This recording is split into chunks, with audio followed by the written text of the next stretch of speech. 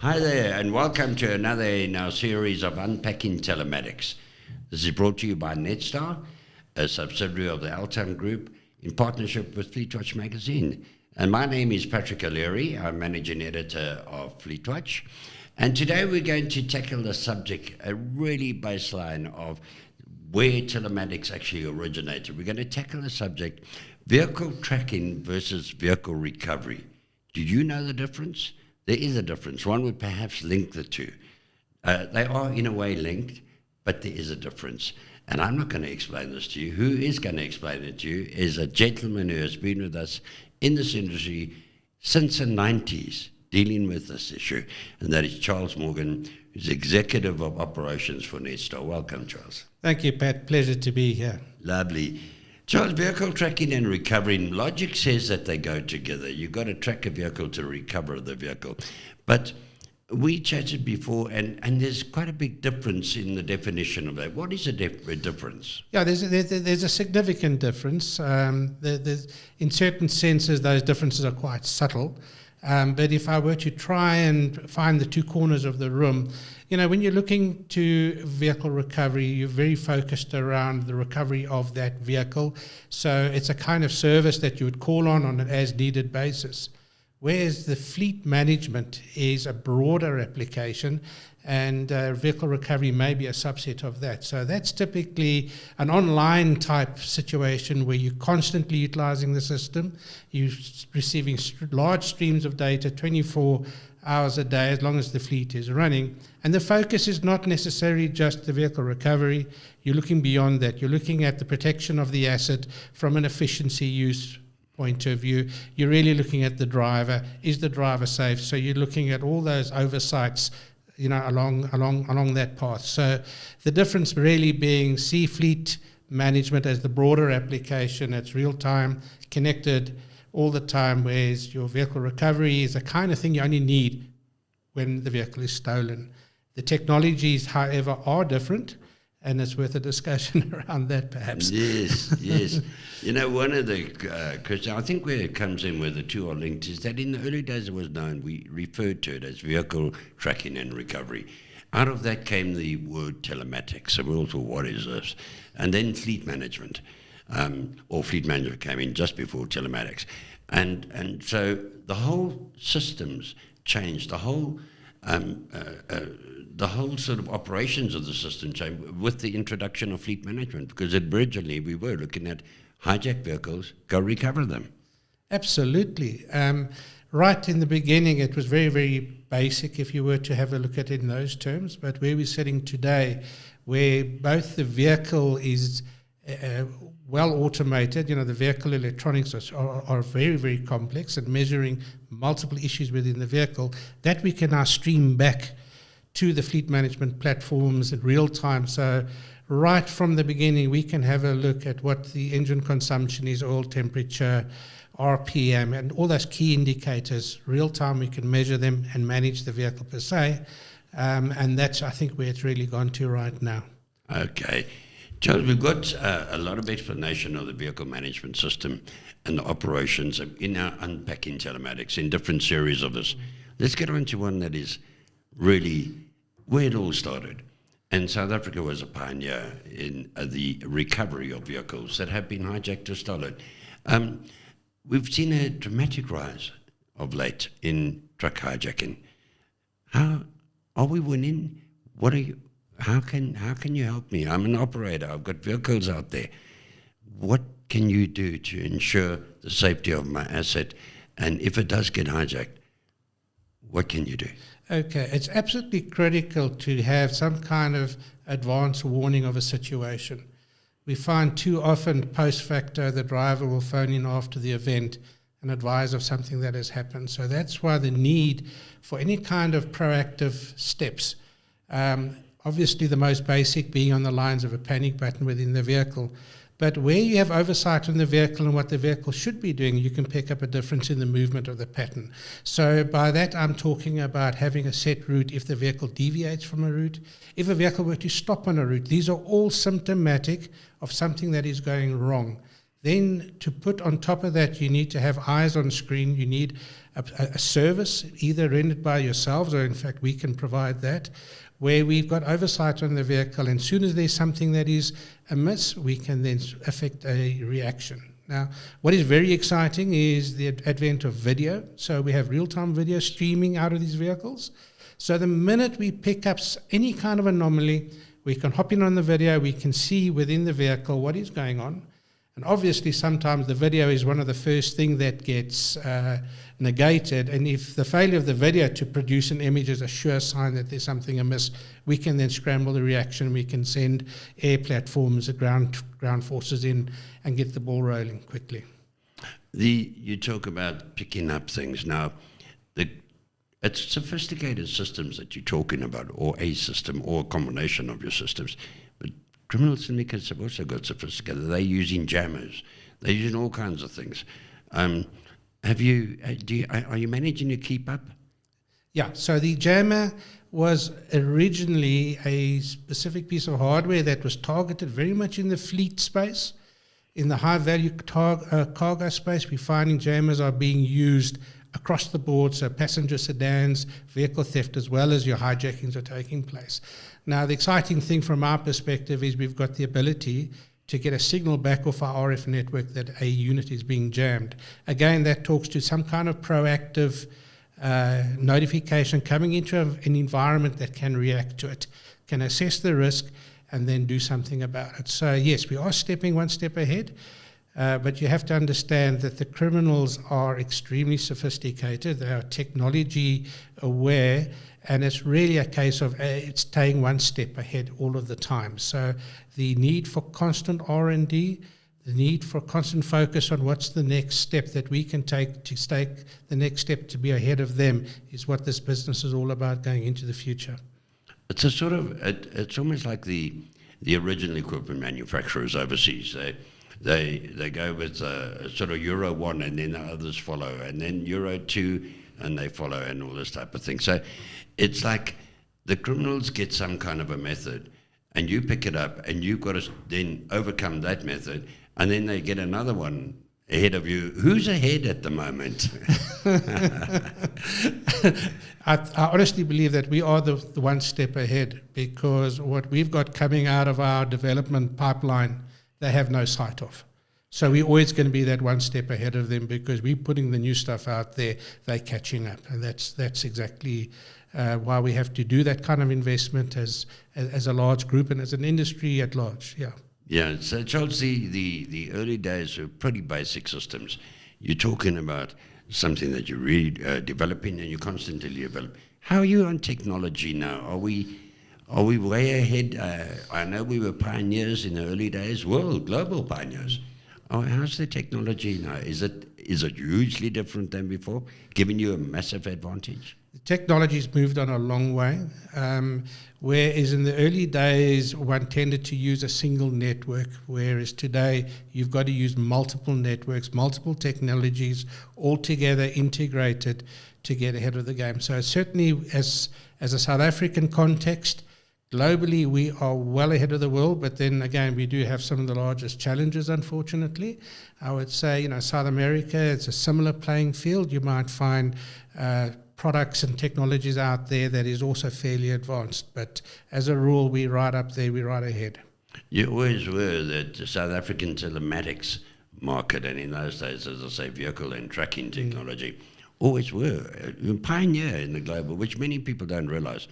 Do you still put us up there? You're talking about the global market. There are other markets with problems. Do you still put us up there as a global leader? Absolutely.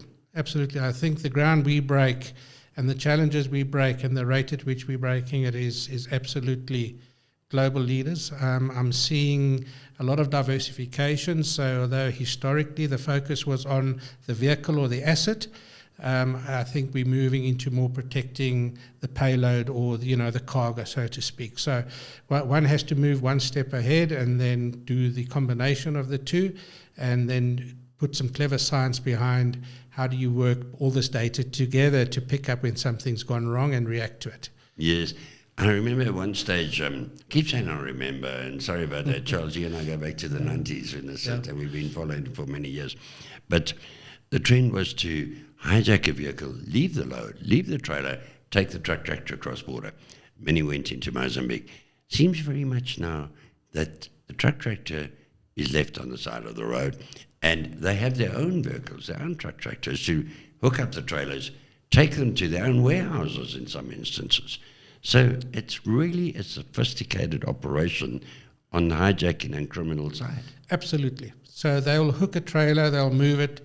They've got their own distribution networks. The speed at which they can operate is astounding, bearing in mind that a lot of these goods that are taken are consumer-based goods, so highly marketable, and they can get them going. So therein lies where we move to. It's how do you protect the trailer, not the horse. The trailer doesn't have power, so it's this is the new space. This is all about the battery-operated type technologies that are online, and this is the exciting stuff that's due out the pipeline very, very, very soon from our side.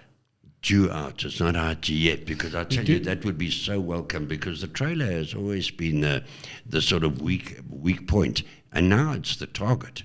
And so you're working on that. You're getting technology that will be able to track that trailer. Yeah, track the trailer, track the payload. Yeah. So just see it as an asset tracking capability. We do have wireless technologies that will track the trailers effectively, but these are about to become a lot more sophisticated and effective. A world leader again. Here you go. Really. Has this impacted, I know Netstar has broadened its footprint into the global market. And when you go out there, are they welcoming, do they open their eyes and say, wow, this is what we need? I mean, are we a global movement? We are, but the global market is more on the telematics level, yes, less so on the risk side. So certainly market leaders, we're putting our telematics, our Wi-Fi hot boxes in global OEMs throughout the world, through the Asia-Pacific regions and so on, a large expansion taking place right now. In these particular geographies, crime is currently not a big issue, but, as we know, the world changes. And let's watch this space. Europe changed, when, and the UK changed. When the borders came down, I forget what exactly it was, but you got a lot of foreign drivers coming into the UK, and funny enough, crime started. Absolutely. So very similar to here. There's a group of people who are the unsung heroes. You track the truck, you've got to now go and recover it. You've got a reaction force, and they're in the background, and they're the unsung heroes. Tell us about these people, helicopters, ground force. I mean, it's awesome that what you've got there, and such dedicated people. Yeah, absolutely right. These are the heroes. When we go to sleep at night, these guys are awake, they're doing their job, and under all weather conditions, under all risk conditions. So, typically when we get an alarm or a case coming in, we will send the airborne platforms out first, the helicopters, followed very quickly by the ground reaction forces. And it's not always such a simple thing, because you'll find yourself in foreign communities in very, very dangerous situations where you are looking for a vehicle, and you know that the chaps that have stolen that vehicle might well be waiting for you. And these are the guys on the ground that get it done. We work in conjunction with the authorities. A lot of the time we do a lot of arrests, and they do it, they get the job done, they come back to base, and they wait for the next call out. So it's a waiting game, and when the button's pressed, it's go, and it's go quick. Takes a special type of person, doesn't it, to do that? Absolutely. Because you're putting your life on the line. Let me put it this way: not for your family, but for someone else's asset, and they've got to have a real passion for it. Yeah, no, they have a passion for it. They know what crime is doing to this country, and they rally behind that for the common cause that South Africa is a great place. We do have a scourge. We're going to get on top of it, and that's really part of the mindset out there for these men and women that are out there every night doing their stuff, every day, Christmas Day. It doesn't matter. That's every day. Crime doesn't stop. Crime doesn't take stop. A holiday. That doesn't take a holiday on Christmas Eve, I promise you. So really, Christmas Eve as well, eh? Yeah. Okay, so the candles have been hijacked at Christmas Eve. You mentioned men and women. I believe you got a woman helicopter pilot. Absolutely, yes. We did a story on there. Yeah, Salute to her. Megan, that's correct. That is That's right, correct. yeah. Charles, are we winning? We win. Because it seems there's so much negativity in South Africa at the moment on the political front, the economic front, power, load shedding, Eskom, crime. In the vehicle hijacking, theft arena, are we winning? We absolutely are winning, but we have to see it in the context of the broader economic situation that's unfolding. The number of cases is steadily increasing. The percentage recoveries on those are increasing, but the absolute volumes are going up.